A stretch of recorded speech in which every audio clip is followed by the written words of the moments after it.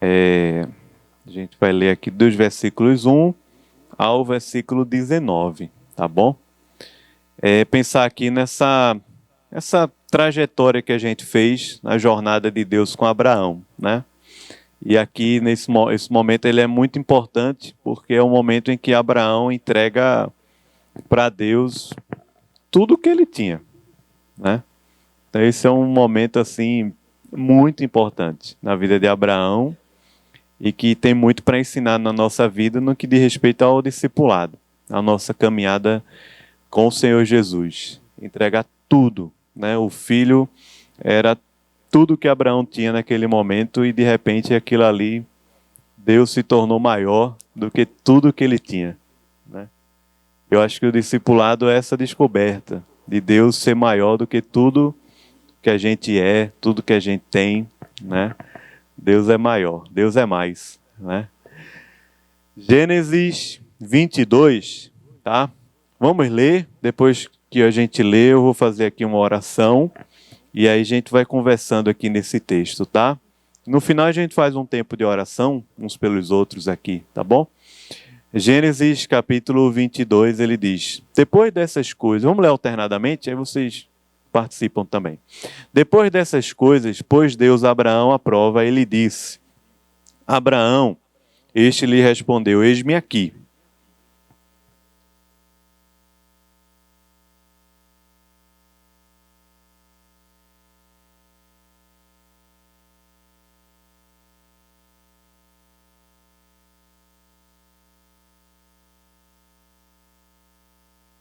Sublinha aí, ó, a quem amas.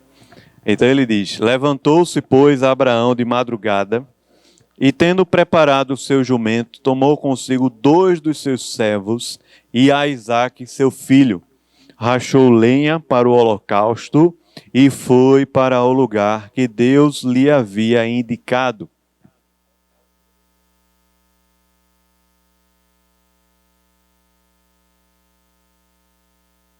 Então disse a seus servos: esperai aqui com o jumento, eu e o rapaz iremos até lá, e havendo adorado, voltaremos para junto de vós.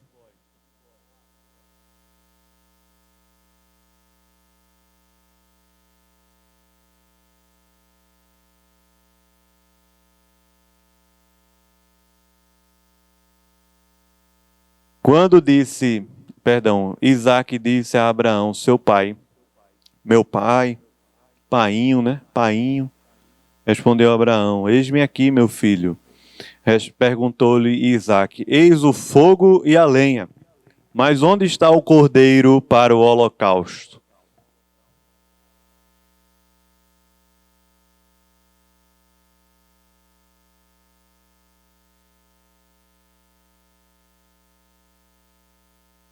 Chegaram ao lugar que Deus havia designado. Ali edificou Abraão um altar. Sobre ele dispôs a lenha, amarrou Isaque, seu filho, e o deitou no altar, em cima da lenha.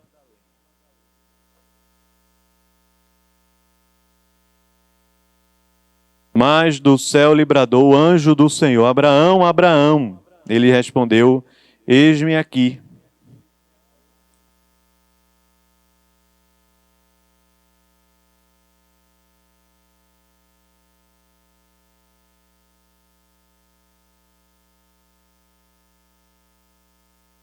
Tendo Abraão erguido os olhos, viu atrás de si um carneiro preso pelos chifres entre os arbustos.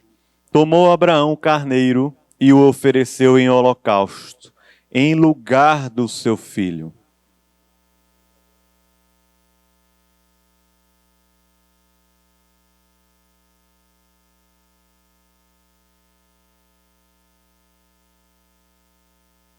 Então do céu bradou pela segunda vez o anjo do Senhor a Abraão: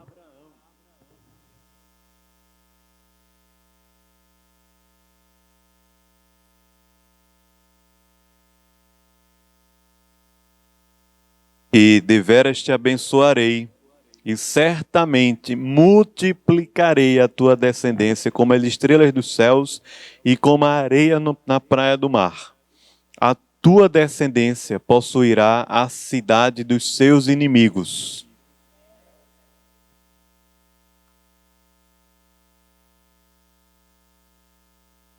Então voltou Abraão aos seus servos e juntos foram para Berseba, lá onde ele fixou residência. Amém? Amém. Vamos orar? Mais uma vez a gente colocar nosso coração diante do Senhor, né? Senhor, muito obrigado, Pai, por este dia. Obrigado por mais esse retorno. A gente pode ter um horário melhor, uma maior expressividade aqui também. Obrigado, Pai, pela tua providência, pelo teu cuidado aqui na nossa terra também, na nossa cidade, no nosso estado. E a gente quer, Pai, te pedir, Deus, que nessa jornada de discipulado a gente possa conhecer mais ao Senhor, ter o coração mais submisso ao Senhor, mais tomado pelo Senhor, conduzido pelo Senhor, Pai. Aqui, Pai, que a gente leu a Tua palavra, a gente não quer só entendê-la. Talvez para muitos aqui, inclusive, é um texto que a gente já leu tanto, já viu tanto.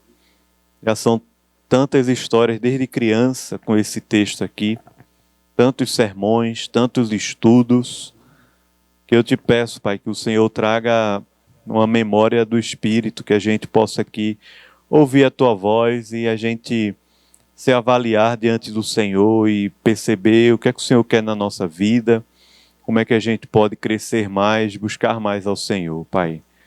Quero te agradecer por cada irmão que está aqui nessa caminhada, te pedir, nos ajuda, Senhor, a estarmos presentes aqui, nos ajuda, Pai, a lermos a Tua palavra diariamente, a orarmos, buscarmos ao Senhor, viver uma vida de santidade. Nos ajuda, Pai, a servir na Tua igreja, a fazer o Teu nome conhecido aqui na terra. Deus, nos ajuda, Pai, nessa jornada que a gente está trilhando aqui junto, Pai.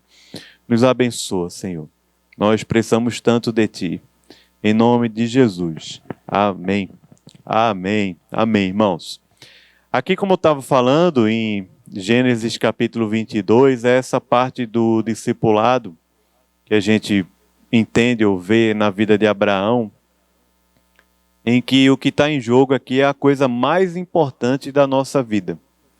Se você tiver com uma canetinha aí, ou um celular, escreve aí. Quais são as 5 coisas mais importantes da sua vida? Para ninguém ver, não precisa ninguém ver, até porque se o cônjuge estiver do lado e o nome dele não estiver lá, pode dar um... Entendeu? Fica bem à vontade, tá? Fica bem à vontade.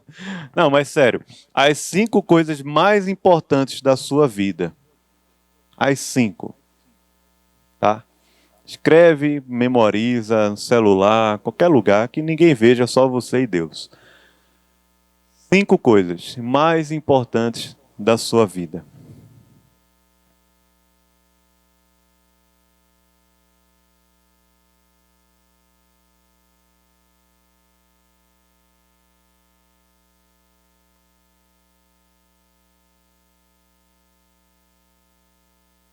Pois é, já memorizei aqui. 5 coisas. É esse processo que o discipulado faz com a gente, né? Tem alguém que está fazendo aí, né? Deixa eu esperar um pouquinho.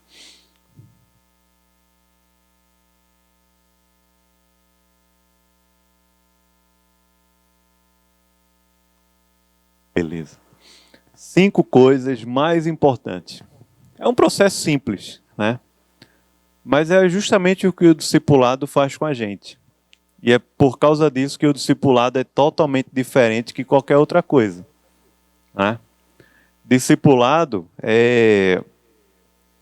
não é uma dieta.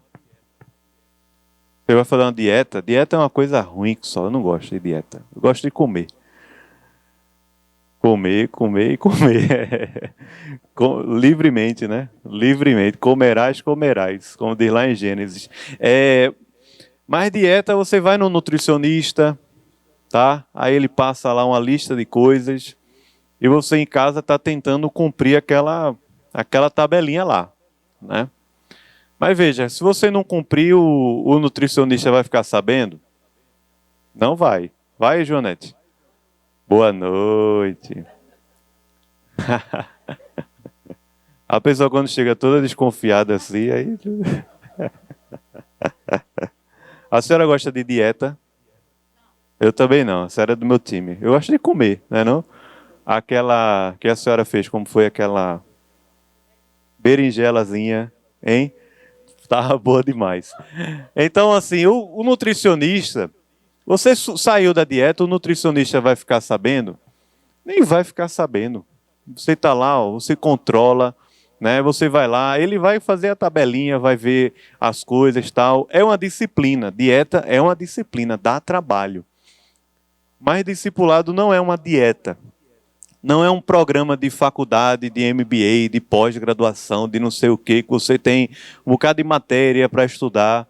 Mas ali você sabe que tem umas matérias mais importantes que outras, que você pode ter 25% de falta, que não vai ser reprovado, que se você tirou 10 na primeira nota, você vai tirar quanto na segunda?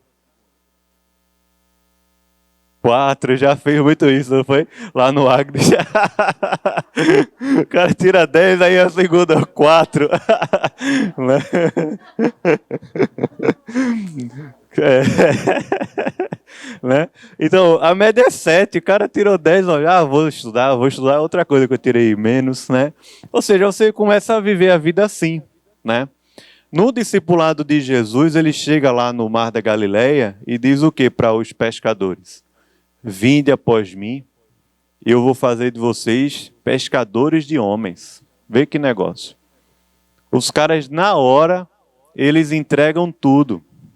Eles entregam as redes, eles largam e eles saem no projeto, se entregam, a família, vai tudo junto no pacote. Eles estão seguindo Jesus e não estão ali seguindo Jesus, tipo, de 6 horas por dia, né? Funcionarismo público, sei lá, 6 horas, 8 às... Não, trabalho, né? Vamos lá, 8 às 12, 14 às 18. Aí de 12 às 14 o cara almoça, dá aquele curso, faz o que quer. Fala mal do chefe, aquela coisa toda, né? Discipulado de Jesus não é isso. Não é um programa que a gente está 8 horas por dia, 6 horas por dia. É a vida toda.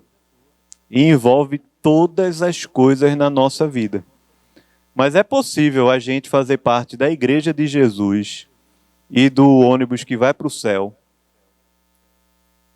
É possível, sem passar por um discipulado com Jesus, ou seja, se converteu, entregou a vida para Jesus, de verdade, verdadeiramente, creu no Senhor Jesus, foi salvo e vai viver a vida inteira com isso, sem viver aqui na terra um processo de amadurecimento, de um evangelho que vai entrar nas áreas da nossa vida. Pode acontecer.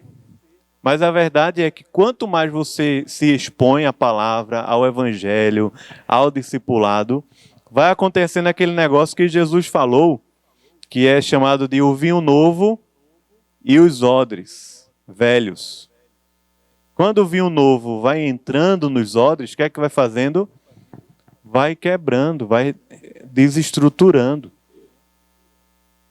Vinho novo com odres velhos. Velhas estruturas, velhos aprendizados, maneiras de viver que a gente tinha no passado, coisas que são politicamente corretas, dedicação em excesso para as coisas que a gente tem na vida, ídolos que a gente vai alimentando e retroalimentando no coração.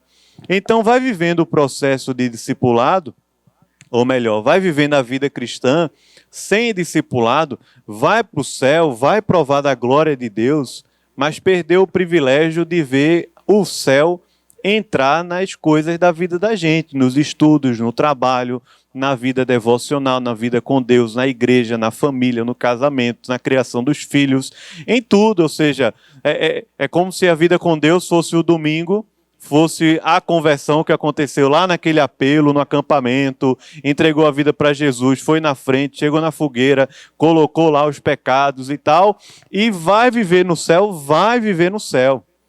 Mas o discipulado, ele vai comprometendo a vida da gente, porque quando Pedro, Tiago, João, André, os caras começaram a andar com Jesus, aquela caminhada com Jesus comprometeu a vida deles, por completo. Não comprometeu assim, tipo, metade, 30%, 50%, 70%. A gente vai vivendo a vida como se fosse um equilíbrio, né? Vai equilibrando, equilibrando e equilibrando a igreja, o trabalho, os estudos, a família, o lazer, o entretenimento, o passeio, a viagem, como se a gente tivesse equilibrando tudo. Mas quando Jesus chamou para o discipulado, os caras ficaram totalmente desequilibrados, porque eles jogaram a rede ao mar e seguiram Jesus. Foi um desequilíbrio ali, foi uma reestrutura. O discipulado é isso, é uma reestrutura. Reestruturação da mente, do coração, dos afetos, da vida com Deus, das prioridades, dos relacionamentos, do nosso papel no mundo, no nosso papel na igreja. Tudo vai mexendo, ou não vai? Você começa a aprender as coisas na Bíblia, aprender as coisas de Deus, de uma forma que nunca tinha aprendido antes, nunca tinha pensado dessa forma antes. Isso aqui que eu faço não é errado, mas está ocupando um lugar da minha vida que não devia estar ocupando. Ou isso aqui que eu faço que é errado e eu preciso abandonar, deixar para lá. Ou seja, o vinho novo ele vai entrando e vai reestruturando, refazendo, renovando tudo na vida da gente, seja tendo 1 ano, 2 anos, 10 anos, 20 anos, 40 anos de igreja, mas o discipulado sempre vai fazer isso, porque o discipulado é uma jornada rumo ao amadurecimento espiritual. E vez ou outra, o que acontece na vida da gente é que a gente vai estar sempre cultivando coisas que a gente ama, que tem um imenso potencial de ser mais importante do que Deus na vida da gente. E é justamente nesses processos que Deus vem ao nosso encontro e precisa reestruturar isso aí, né? Imagina só Abraão, vê só, Abraão, 100 anos de vida não teve um filho. Um filho. Com 100 anos de vida, nasceu o menino. Imagina se esse menino vai ser mimado.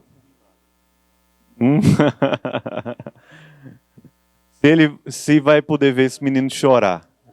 É assim, quando o menino tá pequeno, quando cai, assim, tá na reunião de família, a criança cai, é um negócio, né? É pai, é mãe, é avô, é avó, cai para cima assim, vai todo mundo salvar, o menino só caiu, mas todo mundo vai lá para levantar. Não pode chorar, não pode chorar, né? Imagina se Isaac vai chorar, vai levar uma palmadinha. 100 anos, a vida toda querendo ter um filho, agora tem um filho. A vida toda vivendo um relacionamento com a esposa, com essa lacuna, essa coisa assim, Deus falou uma coisa, mas a realidade é outra, e teve aquela confusão com Ismael e Agar, que a gente viu na semana passada e tudo mais, e aquele negócio todo, de repente o filho nasceu, o filho da velhice de Abraão e Sara, é Isaac. Isaac nasceu.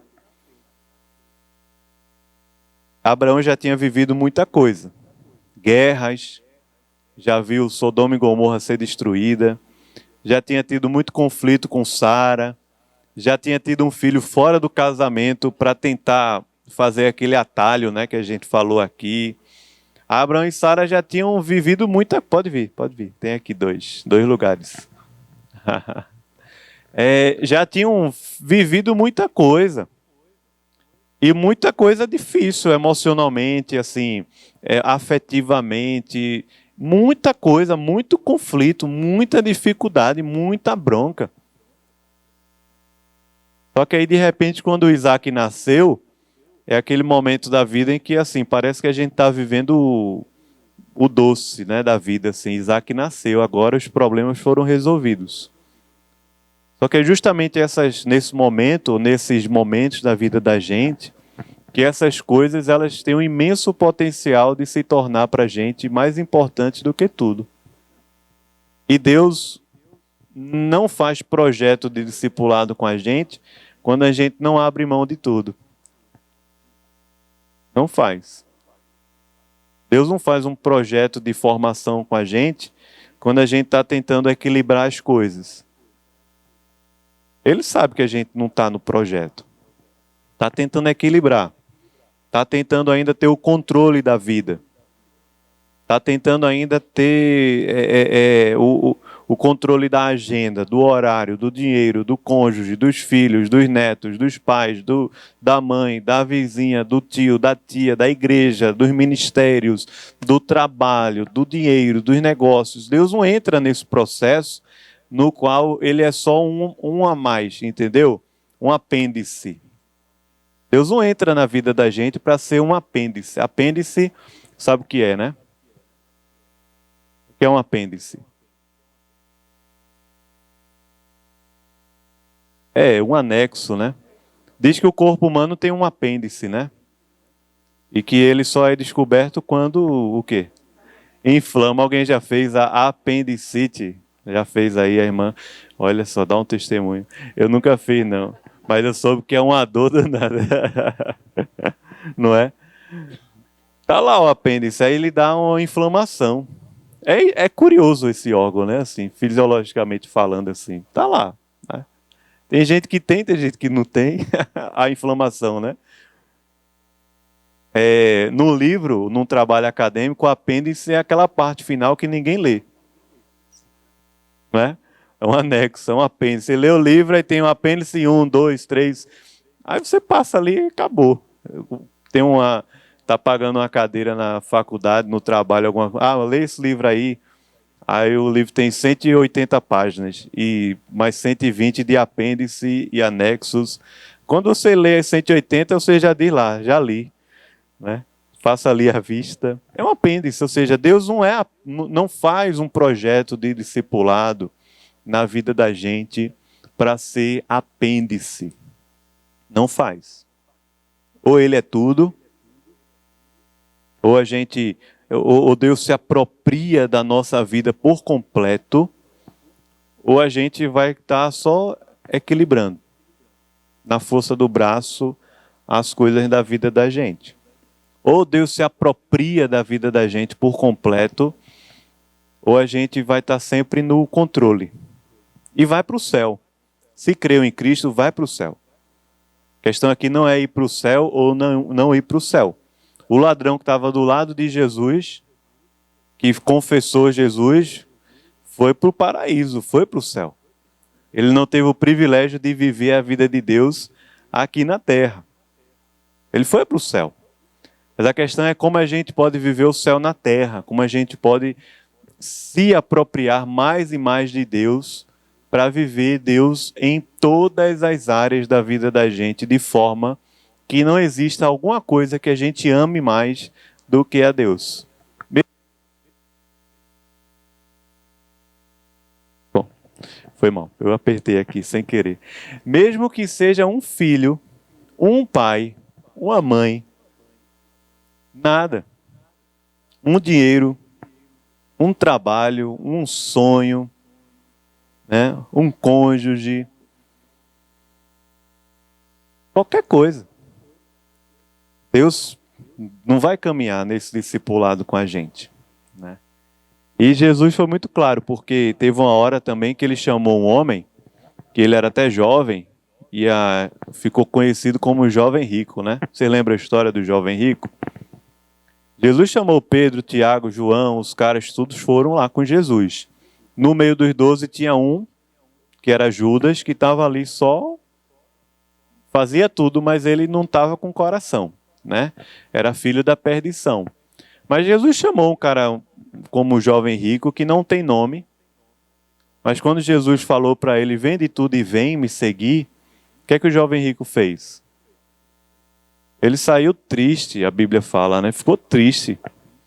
O rapaz, tem que fazer isso tudinho para seguir Jesus. Na verdade, Jesus não falou isso para todo mundo, vender tudo e vem. Mas quando Jesus diz isso para o jovem rico, é porque Jesus sabia o que estava pegando lá no coração dele. Jesus sabia. Como Jesus sabia o que estava pegando aqui no coração de Abraão. O que estava pegando no coração de Abraão aqui? Um filho. O filho da velhice. O filho que ele mais passou a vida para ter. Anos da vida dele em torno de um filho que não chegava 10 anos, 20 anos, 30 anos, ou seja, está vivendo a vida em prol de uma coisa que não aconteceu. E agora aconteceu. Vê só. Isaac nasceu, Isaac está um pouco crescidinho aqui na vida dele já, e agora Deus chega para Abraão e diz: Abraão, vamos ter uma conversa ali, eu vou colocar você à prova. E Deus põe à prova de Abraão uma forma que vou contar assim, eu acho que é das mais difíceis. Deus pediu a Abraão o maior projeto da vida dele, Deus falou assim: eu quero é isso. É isso que eu quero. Eu não quero aquele trabalho ceboso que você fez, mais ou menos, né? Que ficou lá tudo errado e tal, que vai tirar 4,5. Não, eu quero aquilo que é mais precioso para você. É Isaac. Difícil, né, não, irmãos? O discipulado é isso, Deus se apropriando da gente. Da gente, por completo. Coração, a mente, as relações. Para a gente se entregar para Deus tudo, e não uma parte só. Amém? E aí, vamos lá? Vamos ver aqui o texto, veja só. Versículo 1 diz para a gente, depois dessas coisas, é interessante, porque é uma narrativa, e quando ele coloca essa expressão, é que ele está dizendo assim, tem um contexto. O contexto foi esse, né? Isaac nasceu, Isaac cresceu, e Isaac aí, Abraão agora está vivendo aquele momento da vida em que a promessa se tornou efetiva. Depois dessas coisas que foram descritas ali nos capítulos 18, 19, 20 e 21 de Gênesis, depois dessas coisas, pôs Deus Abraão à prova. A palavra aqui, para provar, é uma ideia de análise, é um teste. Abraão foi posto ali num teste, é uma prova surpresa. E ninguém esperava que Deus fosse pedir isso para Abraão, não é verdade? Vocês lembram que antigamente na escola tinha prova surpresa, né? Alguém já fez uma prova surpresa? Chegou na escola, prova surpresa, né? Era horrível. Então, do nada, chega na coisa lá, o professor, prova, né? Então, a prova é um teste.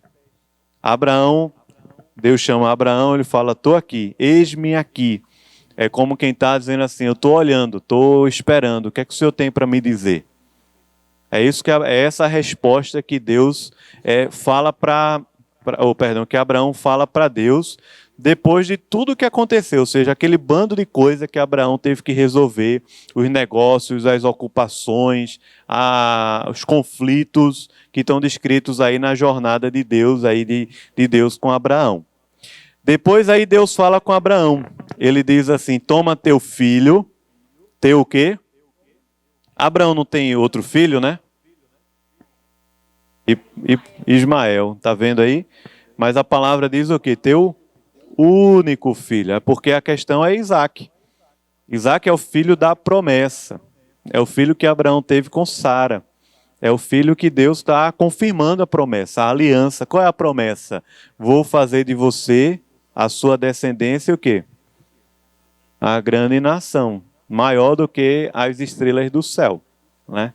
Então ele fala, pega aí aquilo que você tem de único, de mais importante. E aí ele diz aí, que eu sempre sublinho essa parte na minha Bíblia, é a quem amas. A quem amas. Ou seja, a ideia que Deus está falando com Abraão aqui é aquele amor que alimenta a vida dele, é aquilo que é o mais importante na vida dele. É o amor de família, é o amor entre pessoas. É também, muitas vezes, relacionado essa palavra aos projetos, os sonhos, os negócios, as coisas que a gente está envolvido. Envolveu os afetos, envolveu a mente, envolveu a energia, envolveu o sonho. É aquilo que a gente mais ama na vida. É isso que Deus vai dizer a Abraão: Abraão, me dá. Só que Abraão aqui pode entrar em conflito, porque ele vai dizer: como assim eu vou dar a Deus uma coisa que Deus falou que eu ia ter um filho e que eu, através desse filho, geração, né? E veja que para nascer Isaac já demorou, já estou velhinho e tudo mais. Então é isso que Deus fala para Abraão: pega teu único filho, a quem amas, vai lá na terra de Moriá e oferece ele ali em uma oferta queimada. É chamado de holocausto, sobre um dos montes que eu vou te mostrar.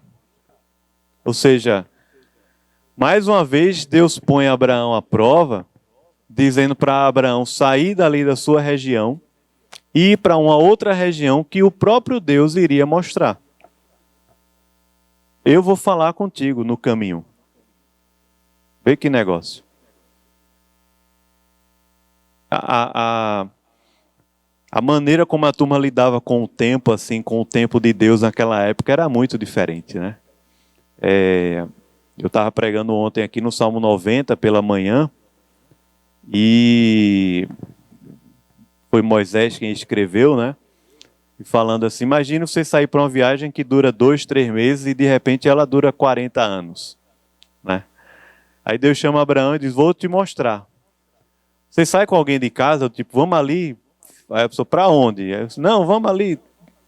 É meio um negócio maluco, né? Assim, vai voltar quando? Vai para onde? Vai dormir aonde? Vai não sei o quê. Não é assim que faz? Então, qual é o endereço? Qual é a coisa? Tem que mostrar, tem que pedir a manhã, tem que mandar o coisa, tem não sei o quê. Tem que levar minhas malas, meus remédios, minha comida que eu gosto de comer, meu Nescau, né? Então, aí Deus fala: Abraão, vamos ali, eu vou te mostrar uma terra. Eu vou te mostrar. E leva teu filho Isaque, a quem você ama, porque você vai oferecê-lo em uma oferta, em um holocausto. Diz o texto assim no versículo 3. Levantou-se, pois, Abraão de madrugada, e tendo preparado o seu jumento, tomou consigo 2 dos seus servos e a Isaque, seu filho. Veja, Deus tinha falado com quem? Com Abraão. Aí é onde está a história, o babado, né? Porque vê só, aí ele chama 2 servos e o filho. Deus falou com Abraão. E aí Abraão chama os servos e o filho, e rachou a lenha para o holocausto, e foi para o lugar onde que Deus lhe havia indicado. Versículo 4 diz o quê? Ao terceiro dia, erguendo Abraão os olhos, viu. Veja só. O que é que você conversa com a pessoa durante 3 dias numa caminhada? 3 dias.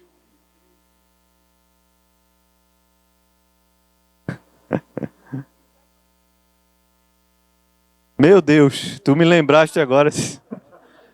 Olha, Jorge. Quando eu viajava com as meninas, antigamente elas assistiam um programa que era High Five. Aí, High Five duravam 30 minutos. Então, no carro, toda hora, faltam quantos High Fives? Aí, de carro, foi para Serra Branca uma vez. Pai, faltam quantos High Fives? Meu Deus do céu. Então, criança tá lá perguntando: falta muito, papai, para chegar? Falta muito, falta muito, falta muito. Agora, quando você está num lugar de montanhas, é interessante, porque você vê uma montanha assim e acha perto. Você já andou numa montanha assim, experimentou subir uma montanha, alguém? Aí você vê assim de baixo, né? Oxe, eu quero subir ali. Aí, do lado, né? Tipo assim, eu vou ali na esquina.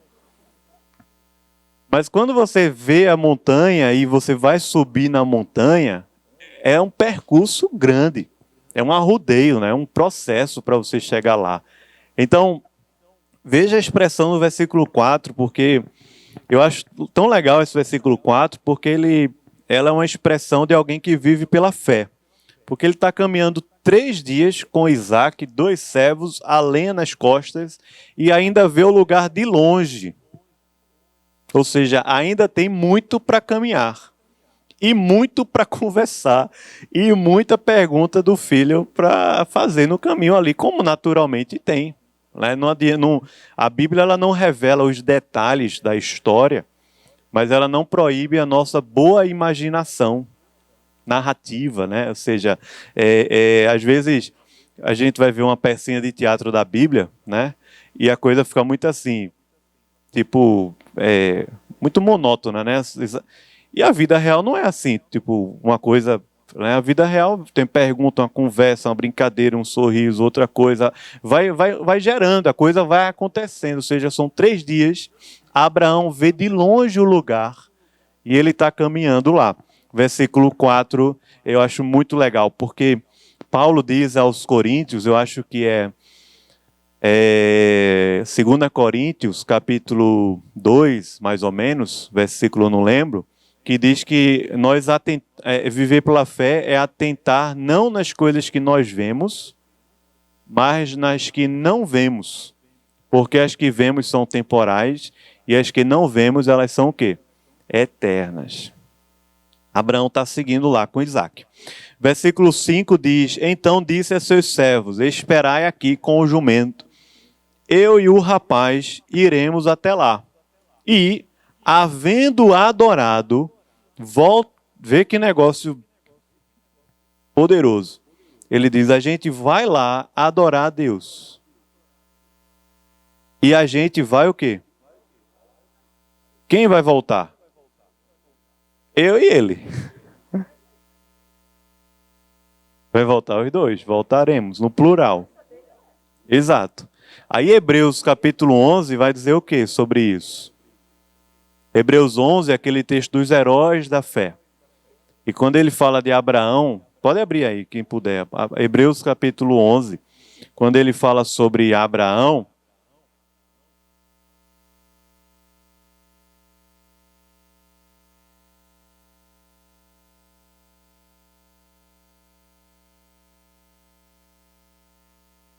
o versículo é o 17.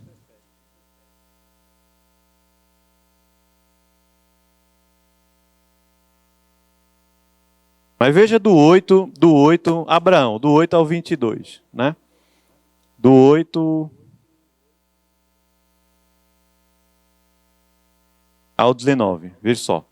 Pela fé, Hebreus capítulo 11, Abraão, quando chamado, obedeceu, que a gente tem estudado aqui, a fim de ir para um lugar que devia receber por herança. E partiu sem saber aonde ia. Pela fé, peregrinou na terra da promessa, como em terra alheia, habitando em tendas com Isaque e Jacó, herdeiros com ele da mesma promessa. Porque aguardava a cidade que tem fundamentos, da qual Deus é o arquiteto e edificador. Pela fé também a própria Sara recebeu poder para ser mãe, não obstante o avançado da sua idade, pois teve por fiel aquele que lhe havia feito a promessa. Por isso também de aliás, já amortecido, saiu uma posteridade tão numerosa como as estrelas do céu e inumerável como a areia do mar. Isso, que está na praia do mar. Todos estes morreram na fé, sem ter obtido as promessas, vendo-as, porém, de longe, e saudando-as e confessando que eram estrangeiros e peregrinos sobre a terra. Porque os que falam desse modo manifestam estar procurando uma pátria, se na verdade se lembrassem daquela de onde saíram, teriam a oportunidade de voltar. Mas agora aspiram a uma pátria superior, isto é, celestial. Por isso Deus não se envergonha deles, de ser chamado o seu Deus, porquanto lhes preparou uma cidade. Pela fé Abraão, quando posto à prova, fez o quê? Isaque, que estava mesmo para sacrificar o seu único filho, aquele que acolheu alegremente as promessas, a quem se tinha dito: em Isaque será chamada tua descendência. Versículo 19, vamos ler juntos, ele diz: porque considerou que Deus era poderoso até para ressuscitá-lo dentre os mortos, de onde também figuradamente o recobrou. Ou seja, Abraão viu Isaac figuradamente, né, simbolicamente ressuscitar. Veja que negócio, porque é a maneira como Hebreus interpreta esse texto aqui, no qual Abraão diz: nós voltaremos. O autor dos Hebreus, que a gente não sabe quem é, né, interpretou aqui: nós voltaremos até vós. E foi embora. Tomou Abraão a lenha do holocausto, colocou sobre Isaac, seu filho, que leva a gente a pensar que Isaac já era um menino um pouco maior, talvez aqui 12 anos, não sei. E aí ele vai carregando a lenha nas costas. Ele, porém, levava nas mãos o fogo, o material para fazer o fogo e o cutelo, e assim caminhavam ambos juntos. A ideia aqui, caminhar junto, é ombro a ombro. Veja, já caminharam 3 dias, agora vamos embora. Quantos high fives para chegar lá? Falta muito, papai. Eles estão seguindo. Versículo 7 diz que Isaac finalmente fez uma certa pergunta. Diz: pai, a ideia aqui de um respeito, né? Não é nem de painho, assim, que às vezes a gente tem uma formação de uma paternidade moderna, de que o pai é amiguinho, aquela coisa toda. Aqui não, é um sinal de respeito. O pai é o líder que está falando. Está falando com o líder, o chefe. Então respondeu Abraão: estou aqui, meu filho, diga aí. E aí Isaac pergunta: vê só, um negócio estranho que eu estava pensando aqui, ultimamente eu estava pensando. Aí tá andando, né? Tem a madeira, tem a lenha, tem o fogo, tem o cutelo. Tá faltando nada, não. Ele não esqueceu nada, não. Né? Ou seja, onde é que está o cordeiro para o holocausto? É a pergunta de Isaac para Abraão. Onde é que está? E é a segunda parte, é a segunda vez que eu vejo Abraão agora vivendo pela fé. Vê, Abraão é conhecido como o pai da fé. Mas a gente precisa lembrar que apesar de Abraão ter saído lá da terra e obedecido a Deus, esse Abraão foi aquele que colocou Sara na frente, né? 2 vezes, mentiu, para se dar bem na parada. Caminhos ali de imaturidade, né? Ele disse: é minha irmã.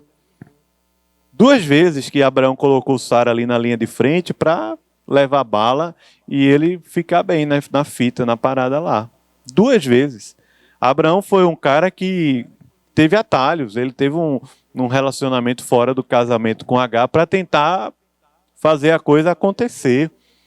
Abraão é um cara que é chamado de pai da fé, e aqui no capítulo 22 é como se a gente estivesse vendo a fé de Abraão amadurecida.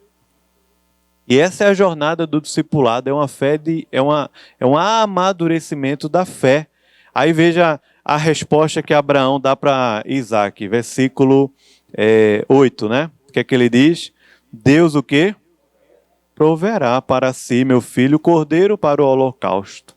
E continua. Vê só, primeiro Abraão está caminhando ali 3 dias, ele vê de longe, ele está caminhando pela fé, ombro a ombro. Ele continua caminhando ombro a ombro aqui. Diz que eles seguiam juntos. Segunda vez que aparece no texto, né? Ombro a ombro, é unidade. A gente está caminhando junto, um passo e o outro, um passo e o outro. E aí, Abraão diz para Isaac: Deus proverá. Como assim Deus proverá? Deus proverá. A providência de Deus é o que Abraão crê. A vida de fé, o amadurecimento da fé faz a gente crer mais e mais na providência de Deus. No cuidado que Deus tem com os detalhes da vida da gente. Os detalhes. Qual é o detalhe aqui? O que é que está faltando? Cordeiro. Deus proverá. É difícil falar isso para a gente que vive na modernidade, porque a gente não está acostumado a viver assim. Né? Você sai para uma viagem sem passagem? né? Sem mala. Vai viajar sem mala. Você sai para, sei lá, para trabalhar sem destino. Assim, vai para onde? Não sei, Deus proverá. A gente vive cheio de checklist, né? Pá, pá, pá. Cheio de coisa. Plano A, tem o plano A e tem o quê? Plano B e tem o plano C. Né? Se der errado, tem outro plano aqui para acontecer. Tem um plano C. Tem uma pessoa que eu possa ligar. Você sai de casa sem celular. Aquele dia eu estava sem celular também, viu? Para academia eu vou sem celular. Vai ver. Você sai de casa sem celular, seu carro bate, uma coisa acontece, tal, você já não fica assim, né? E agora? O que vai acontecer? Quebra, me perde, se perde, né? E tal. Vai viajar para um lugar, não leva o celular, se perde no caminho.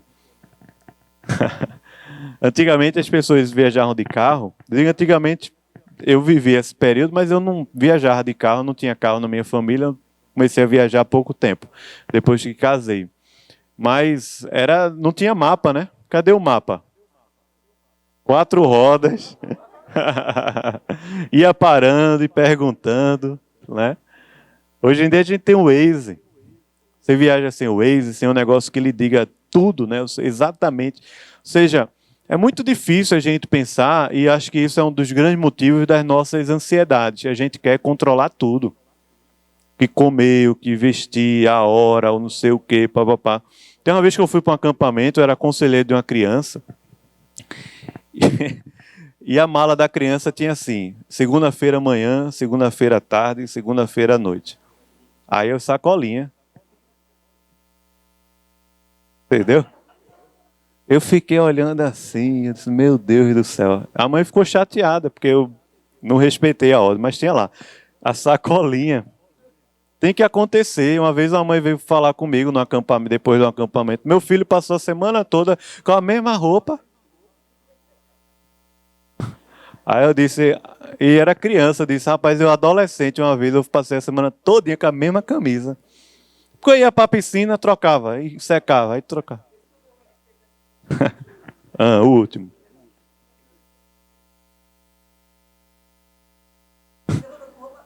Do outro. Olha que bênção. Ainda chegou com roupa dos outros. Aí a mãe já fica preocupada. Não vai com essa roupa para a igreja, porque se a outra mãe me ver você com essa roupa, vai saber. Vê que bênção. Deus multiplicou.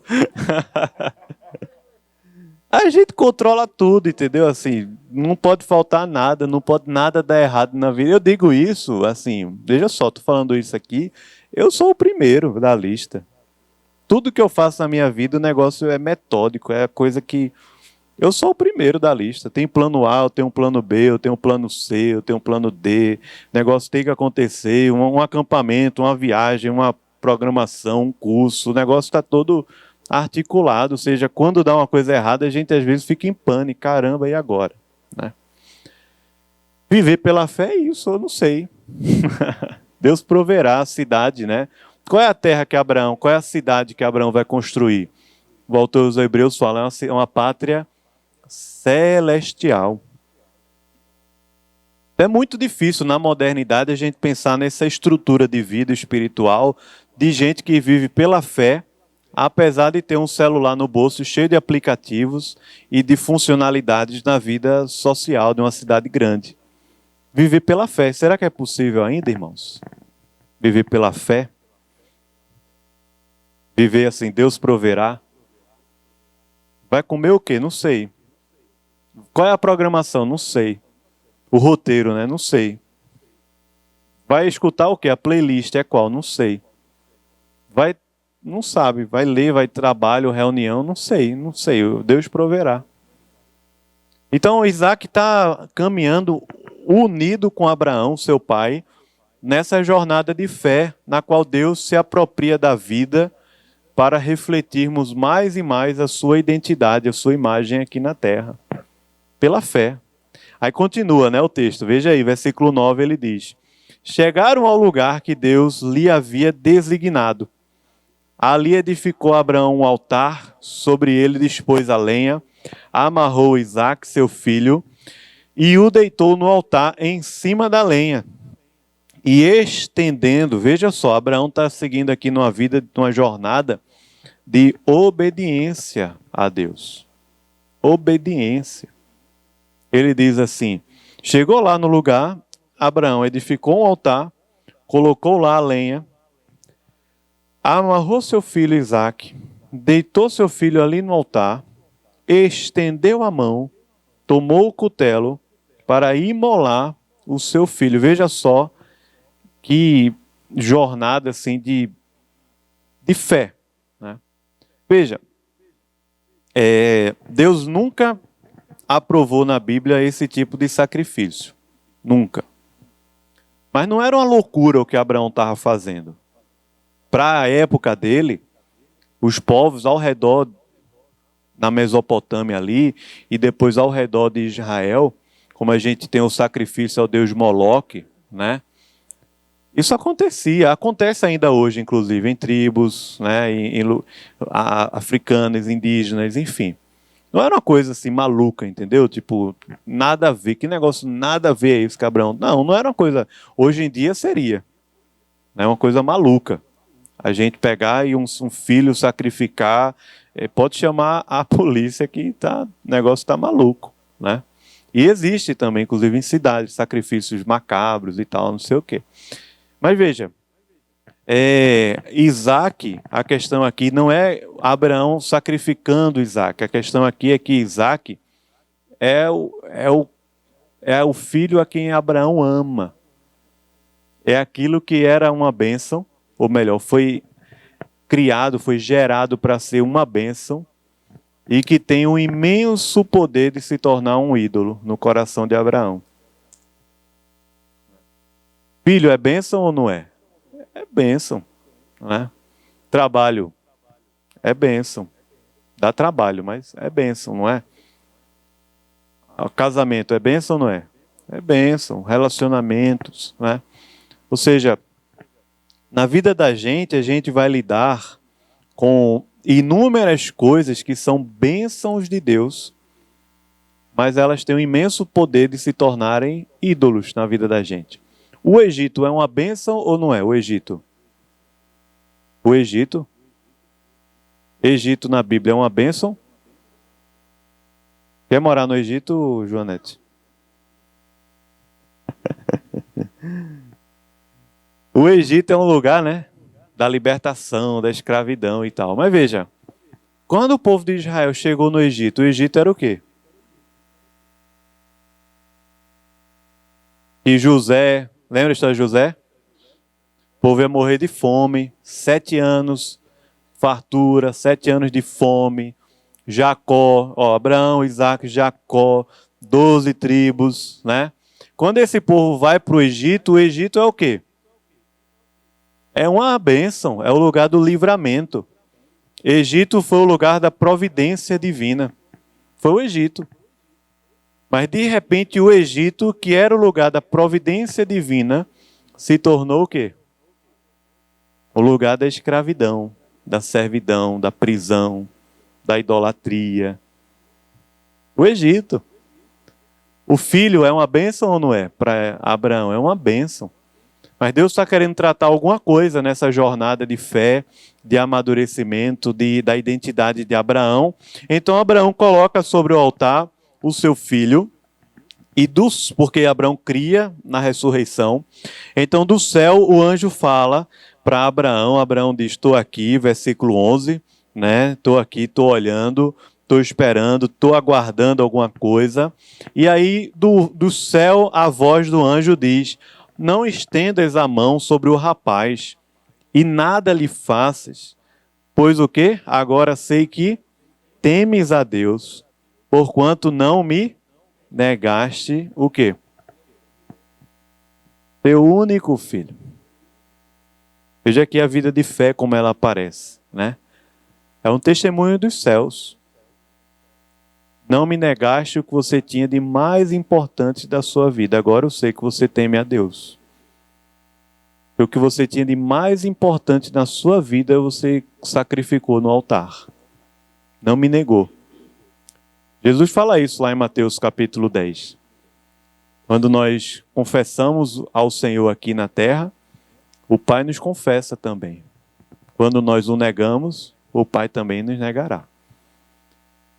Veja Abraão. Abraão ouve essa voz aqui, dos céus dizendo assim: agora eu sei que você teme a Deus.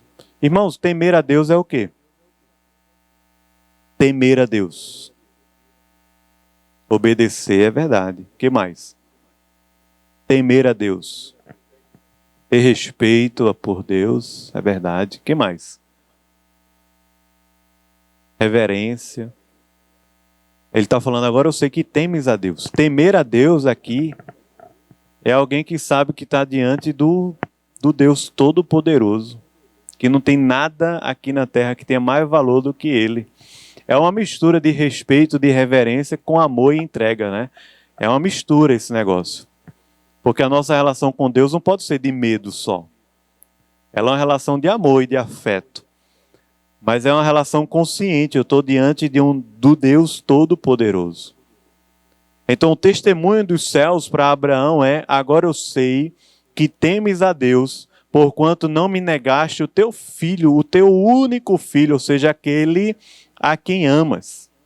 E é nessa jornada de fé que Abraão vê a providência e a salvação de Deus, porque Deus providencia ali no meio dos arbustos, preso pelos chifres, o quê? O cordeiro para o holocausto. E esse cordeirinho que aparece lá para substituir o lugar de Isaac no sacrifício, ele representa na história bíblica o Senhor Jesus, o sacrifício de Jesus, que é o sacrifício do único Filho de Deus que morreu em nosso lugar. Por isso que diz, porque Deus amou ao mundo de tal maneira que deu o seu Filho unigênito. Ou seja, esse cordeirinho que sai ali dos arbustos, ele representa a grande salvação de Cristo que veio morrer. É o único Filho de Deus que veio morrer em nosso lugar, na mesa do sacrifício. Abraão está vendo isso tudo, e Isaac também. Isaac vê o pai ali sacrificar aquele cordeiro, e a Bíblia diz justamente, em lugar do seu filho, né? Ou seja, é no lugar dele, é um cordeiro substituto. É um sacrifício substitutivo, ou seja, é no meu lugar. Foi no meu lugar que Deus mandou o cordeiro. O cordeiro de Deus que tira o pecado do mundo. Veja que experiência maravilhosa. De repente, Abraão põe nome àquele lugar. Naquela época tinha muito isso. E o nome tinha um significado, né? O nome de um filho tem um significado, o nome de um lugar tem um significado. A gente dá nome às coisas, a gente dava mais nome às coisas. Hoje em dia, a gente dá cada vez menos nome às coisas, porque as coisas parece que já vêm num formato de código de barra, né? E que perde um pouco a essência da parada. Mas Abraão deu nome àquele lugar, ou seja, esse lugar aqui vai ser como um memorial, esse lugar aqui vai ser como um marco dessa jornada que a gente está empreendendo com Deus. E qual é o nome daquele lugar? Como é o nome? O Senhor proverá. No monte do Senhor se proverá, o Monte Moriá. Veja que negócio. O que foi que Abraão falou para Isaac na jornada? Pai, cadê o cordeiro? Ele falou o quê?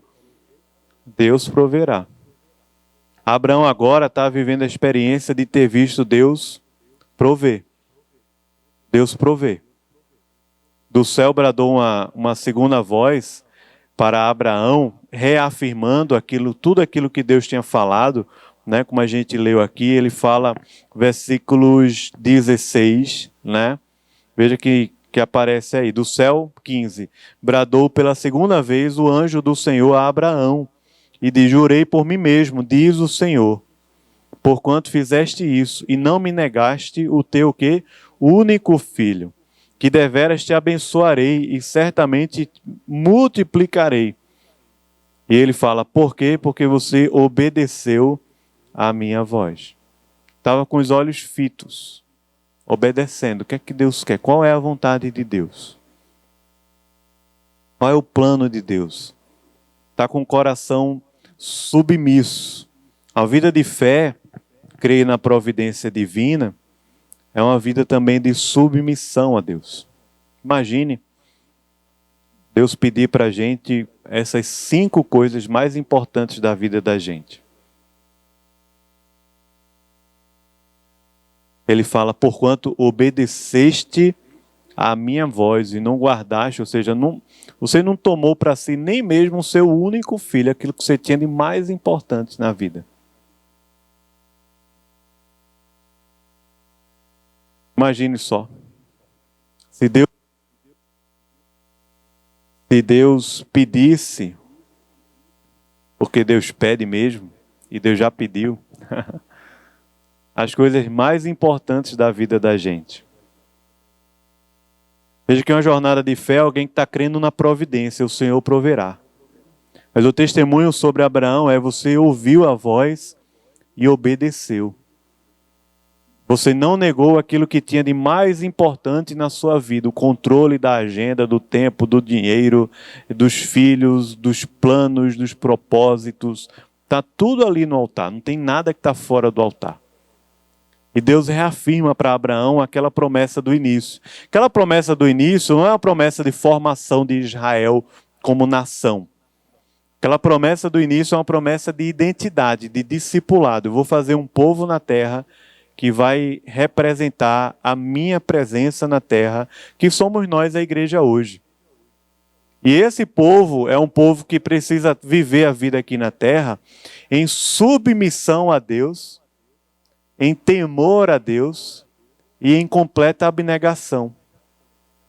Por isso que Jesus, quando estava com os discípulos, falou algumas vezes assim, se quiserem vir após mim, a si mesmo se negue, tome a sua cruz e siga-me. Porque quem quiser salvar a sua vida, vai perder. E quem perder a sua vida por minha causa, vai o quê? Vai achar, vai ganhar. De que adianta ganhar o mundo inteiro e perder a sua alma? Ou seja, é pai, é mãe, é filho, é plano, é trabalho, tudo está envolvido na caminhada. É uma jornada de fé que leva a gente a viver uma vida a crer na providência, uma vida de temor ao Senhor e uma vida de obediência, de submissão. Quando a gente lembra de Jesus lá no Getsemane, Jesus estava diante da cruz, ele estava agoniado, orando, né? E suava sangue. E naquela oração ele estava angustiado. E naquela oração ele disse o quê? Se for possível, afasta. É esse o nível da obediência, da submissão, mas que seja feita o quê? A tua vontade. Deus faz a tua vontade. Às vezes a gente até ora porque é bonito isso, né? Deus faz a tua, mas quando Deus vai fazendo, né? Quando Deus vai fazendo a vontade dele, a gente diz, rapaz, vai devagar. Quando Deus vai quebrando os ídolos, vai reestruturando a vida da gente, dói. Não é fácil. Não é fácil. Levar o filho e fazer essa jornada de dias, não é fácil. Mas posso dizer a vocês, a mim também, né? Ou seja, essa jornada de discipulado não é uma jornada simplesmente de ler o manual e fazer o que está no manual. Ler o manual e fazer o que está no manual. Não. Essa é uma jornada na qual Deus vai se apropriando cada vez mais da gente, da vida da gente. Não é uma questão assim do tipo, você começou a caminhar com Deus e agora tem uma escada para subir. E essa escada vai levar você a ser mais santo, né? A gente às vezes tem essa ideia, né? Ou seja, que a santidade é isso. Você vai subindo degraus na vida. Aí vai subindo, vai ficando mais santo, mais santo. De vez em quando leva um escorregão, aí volta um pouquinho, segue, né? Tem Criança tem uns. Eu jogava quando era criança uns joguinhos que é assim: joga o dado, aí anda tantas casas, né? Aí o cara começava, jogava o dado 6, aí o amiguinho 2, aí o caba já, né? Aí jogava de novo o dado 5, vê? Que sorte. Já caminhou quanto? 11, né? 11 casas, aí dá o amiguinho 1. Aí você já tá, caga. Aí joga de novo 6, aí você já lá no amiguinho 3, 4. Aí já tá aquele negócio lá bem diferente. Aí quando você chega lá na frente, aí pega uma carta. Volte pro início do jogo. Né? Aí o seu amiguinho que tirou 3, 4, 1, 2, tá na frente, não tá não? Tá na frente, tá suave, ele tá suave, né? Você voltou tudinho lá pro início, estava cheio de orgulho e tal, né? Aí já desanimou, vê como é o negócio, né? Até preguei ontem sobre isso. A gente vive assim, é orgulho e desanima. Tá lá, tudo metido, né? Tirou 6, tirou 5 no dado, a vida tá acontecendo e tal. Aí de repente quando volta pro início é aquele desânimo, desiste. Pega o tabuleiro e joga para cima, não quero mais brincar, né? Né? Então, parece que a vida da gente vai seguindo assim, a gente acha normal. É normal, todo mundo vive assim? Todo mundo não. E quem anda pela fé não vive assim, não. Quem anda pela fé não vive atentando para as coisas que vê, mas para as coisas que não se vê. Então veja, a palavra de Deus para Abraão é: você obedeceu a minha voz. Você estava submisso a ela. Obedecer a voz de Deus não é saber o futuro, não. Tudo que vai acontecer na vida, não. É alguém que está indo passo a passo, em rumo, em direção a Deus. É passo a passo mesmo, porque para a gente é complicado isso, como eu já falei, mas Abraão estava indo passo a passo, 3 dias, e para subir o monte mais alguns dias, que a Bíblia aqui não falou para a gente. Mas eu imagino, até imagino, mais do que 3 dias. Mas é imaginação, tá? Ou seja, é passo a passo, certo? Um passo atrás do outro. E caminhar não é de carro nem de avião. Caminhar cansa, tem o ambiente, dorme de noite, acorda, fogueira, come, vai mais um pouquinho, volta. Então ele está caminhando. Ele está caminhando. Né? É a caminhada. A obediência é uma caminhada. A gente não sabe, às vezes, o futuro. Né? Tem um versículo na Bíblia, no Salmo 119, que é muito conhecido. Salmo 119, versículo 105. Diz o quê? Os meus pés é a tua palavra e meus caminhos. Certo? Aí você imagina, tá lá no Goiás, como a turma fala, né? Tá lá no Goiás, na região lá que tem um rapaz que está solto, o nome dele é Lázaro. Na mata, certo? E você vai caminhar. E você só tem ali uma lanterninha no pé que só ilumina o que está ao seu redor. Caminhando. Dá para ver na frente nada. Não é farol de carro que o cara vê, bota a luz alta. Não é holofote, 200 metros, nada. O cara vai ali, ó. Tá só a luzinha ali, ó, ao redor. Lázaro tá à sua espreita, amém? Misericórdia. Não precisava nem ter Lázaro para a gente ter medo, né? Aquele versículo lá não tinha luz elétrica, não tinha lanterninha no celular, não tinha farol de carro, não tinha holofote, não tinha canhão de luz, não tinha poste na cidade, fios. Aquele versículo lá era a ideia de um peregrino que quando tinha que caminhar à noite, ele pendurava no pé uma lamparina e aquela lamparina só iluminava cada passo que ele dava, porque ele podia pisar em falso, ele podia encontrar também uma serpente. Então aquela luzinha ali, ela só iluminava o caminhozinho dele. Dá para caminhar assim, irmão, na era da ansiedade, hein? Só aqui, ó. Abraão e Isaac, um passo, outro passo, um passo, outro passo. Está só ali iluminando. Não sei o que vai acontecer amanhã. Não tem aquela luz que é um passo, outro passo. Por isso que o salmista falou assim: lâmpada para os meus pés é a tua palavra, ela é luz para o meu caminho.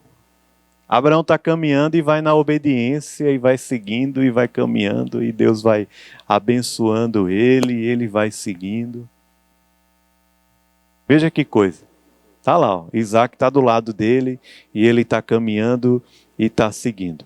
E a promessa vai sendo dita para ele, como a gente já leu no 16, no 17, versículo 18, diz que todas as nações da terra serão abençoadas, porque Abraão ouviu a sua voz. Depois Abraão volta aos seus servos e juntos foram lá para Beceba, onde Abraão fixou a sua residência. Faz sentido, irmãos, que a vida do discipulado é uma vida em que Deus vai se apropriando da gente, ou seja, não é uma escadinha, mas é uma apropriação. Deus vai tomando a gente por completo. Não é uma escadinha que você sobe 5, volta 3, sobe 8, volta 2, volta 10, volta para o início. Não, é uma jornada de apropriação, que é pela graça, que gera em nós uma vida de fé, de obediência, de temor, de submissão a Deus, mas de alguém que está caminhando e não de alguém que está parado, entendeu? No tempo, está caminhando, está andando com Deus. Essa é a jornada de Deus com Abraão. E ela termina no altar, quando Deus pediu a coisa mais importante que ele tinha na vida naquele momento lá. Eu falei aqui no início, né? Escreva aí no papel as 5 coisas mais importantes da sua vida. As 5.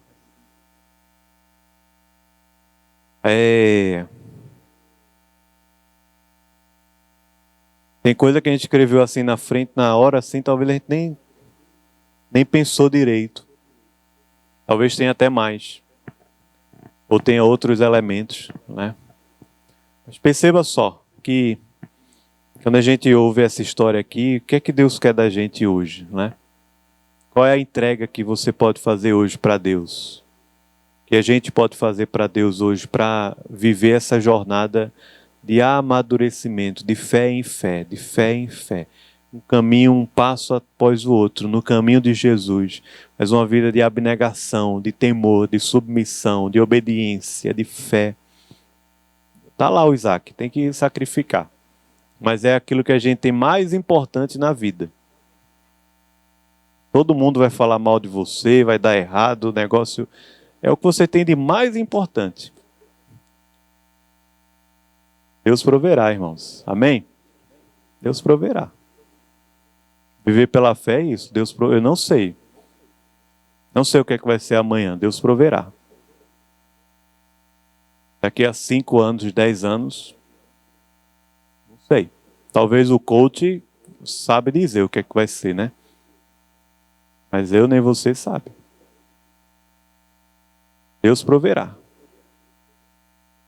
Cuidado, a providência, a salvação. Deus proverá.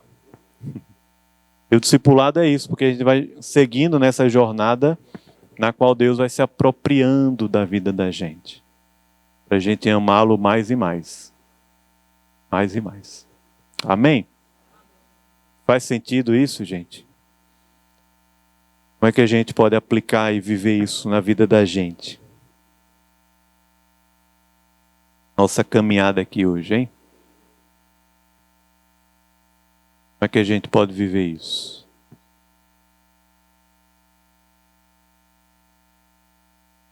Vamos orar? Vamos orar?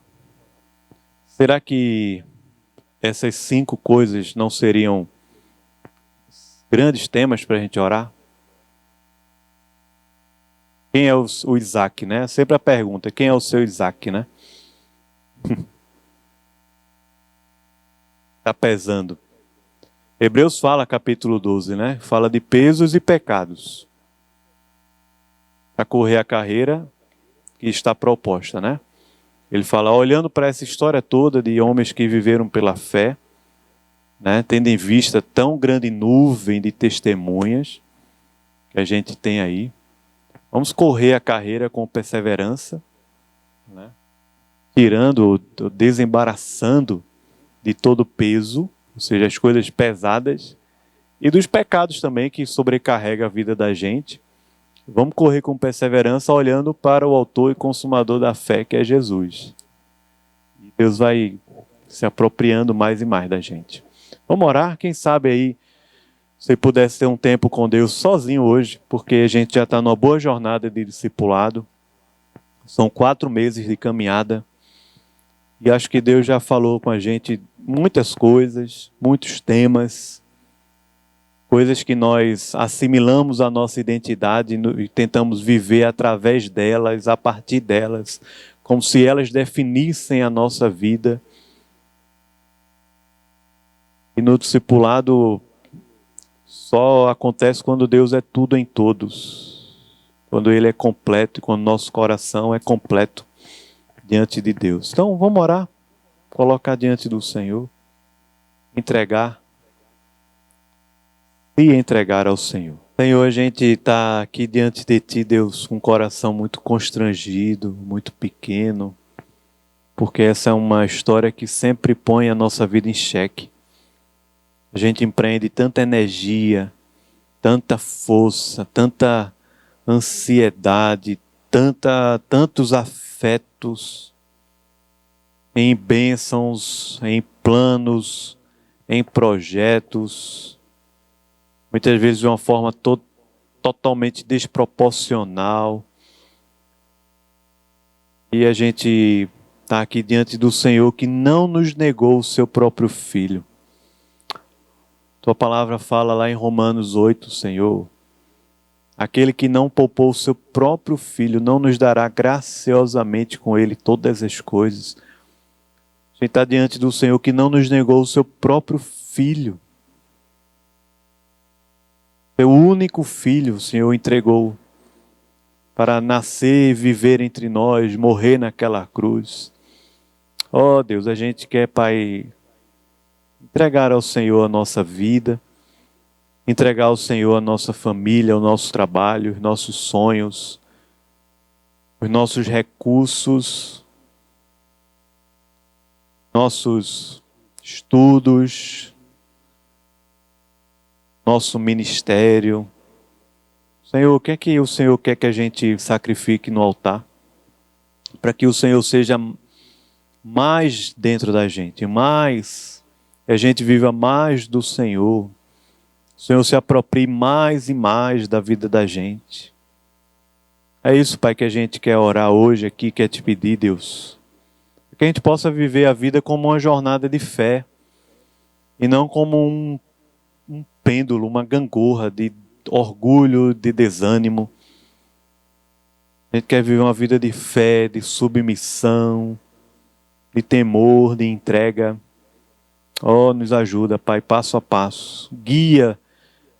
Guia-nos, Senhor. Como a Tua palavra fala, pelas veredas da justiça, por amor do Teu nome, Senhor. Guia-nos pelas veredas da justiça, por amor do Teu nome. Oh, nos abençoa, Pai, aqui a todos, em nome de Jesus. Amém. Amém. Amém.